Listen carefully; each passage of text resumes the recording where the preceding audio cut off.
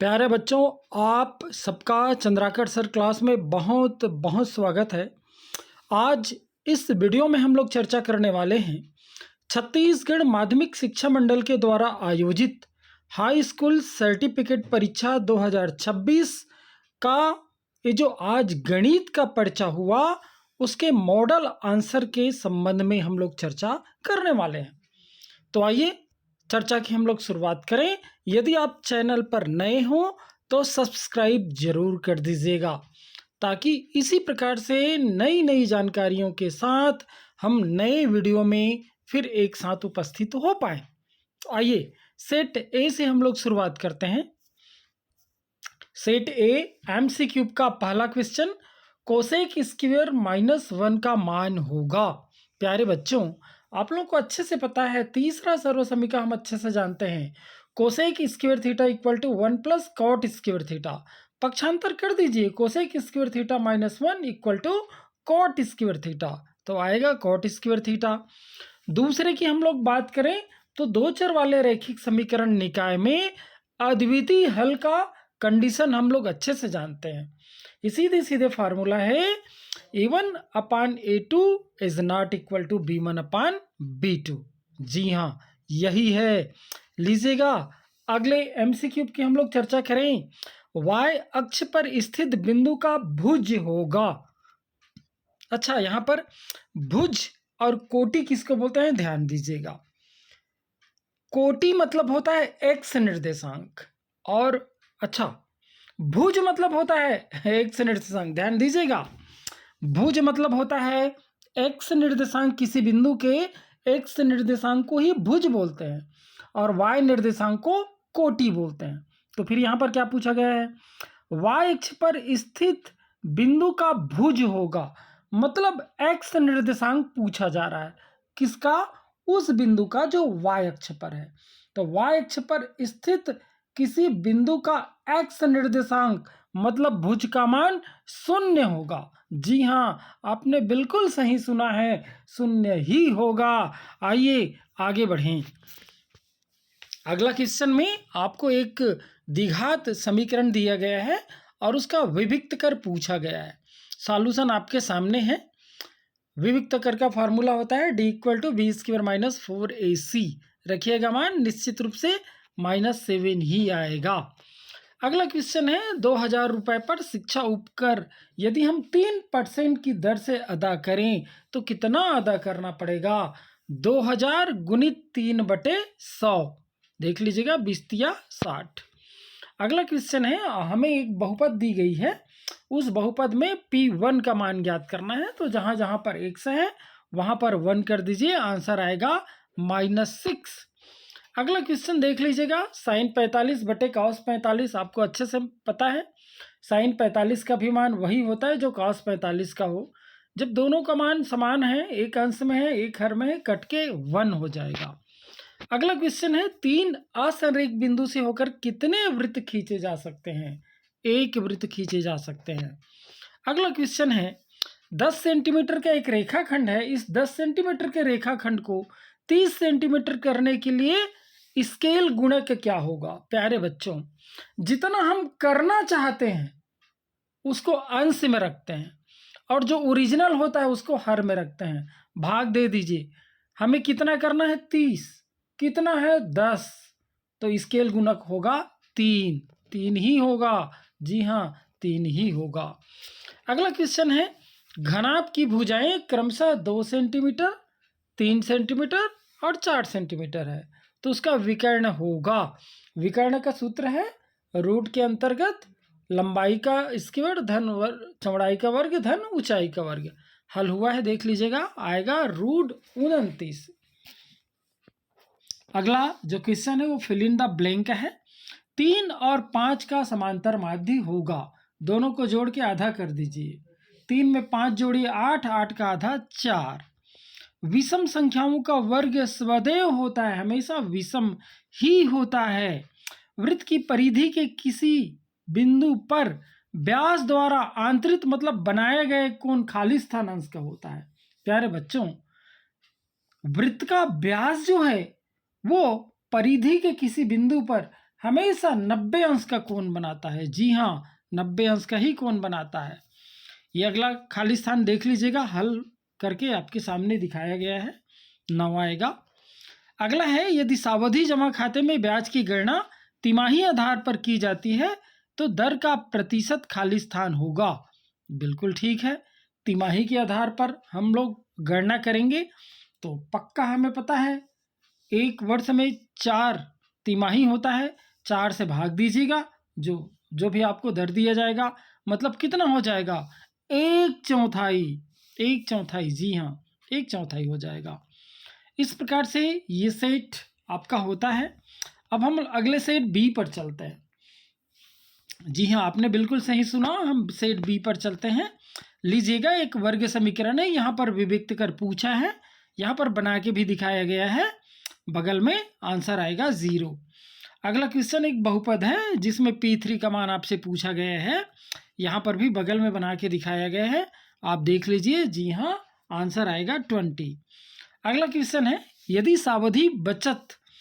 यदि सावधि खाता में ब्याज गणना छमाही की जाती है तो वार्षिक ब्याज की दर को लिया जाना चाहिए। बिल्कुल आधी होता है ना, जो भी दर दिया रहता है उसका आधा कर देते हैं।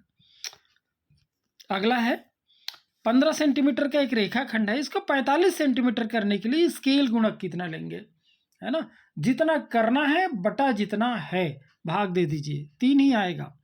अगला क्वेश्चन देख लीजिएगा, पहला सर्व समीकरण है, थीटा के जगह में 70 है, sine square 70 degree plus cos square 70 degree. चूंकि ये सर्व समीकरण है, सभी कोण के लिए सत्य होता है, अतः इसका मान एक ही होगा।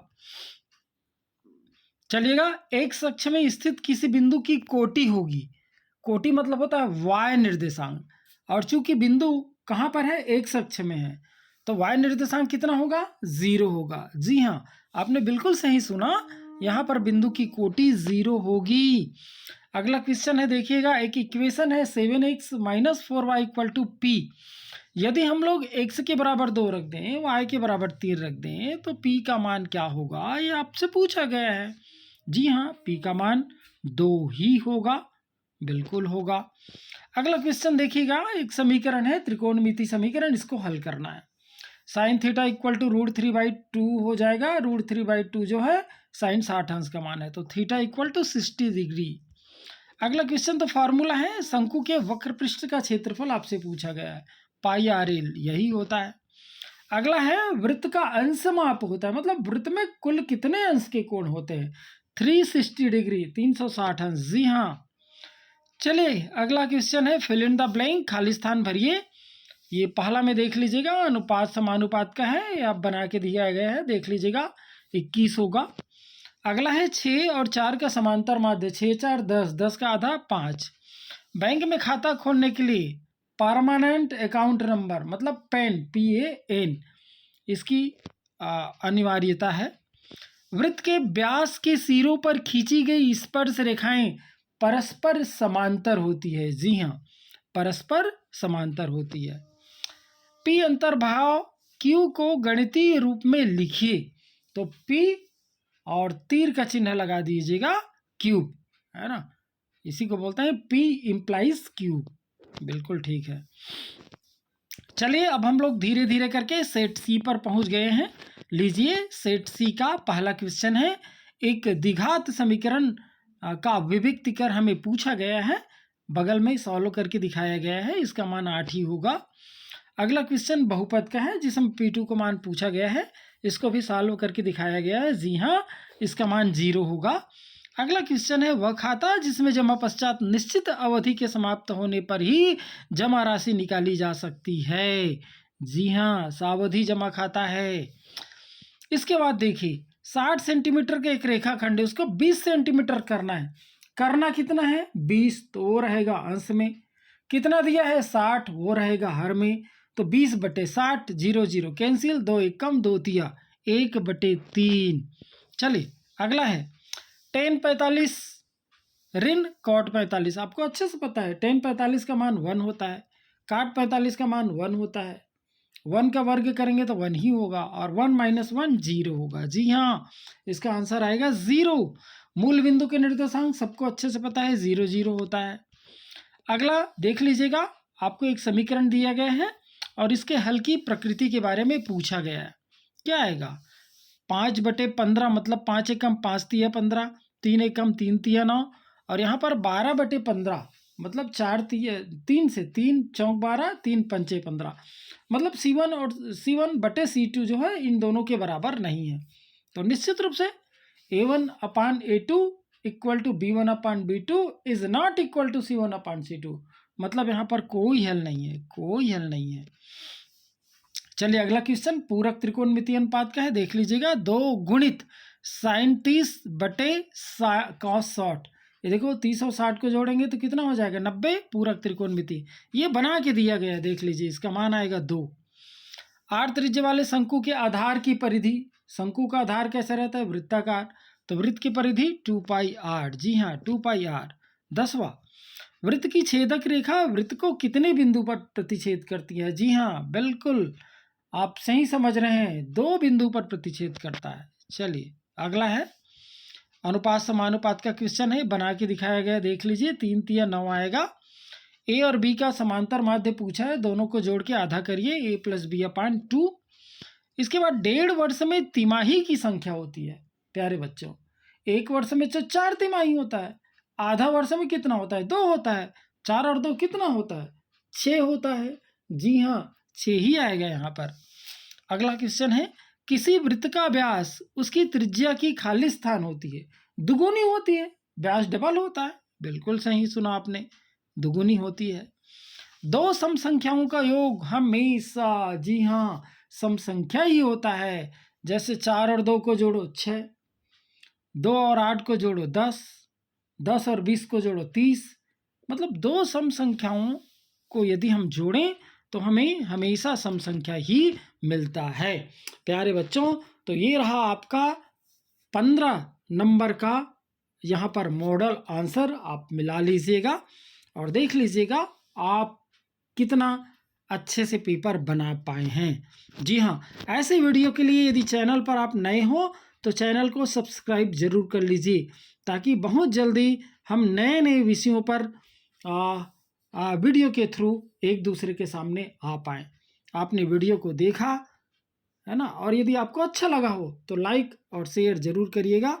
आपने इस वीडियो को देखा इसके लिए आप सबका बहुत बहुत धन्यवाद।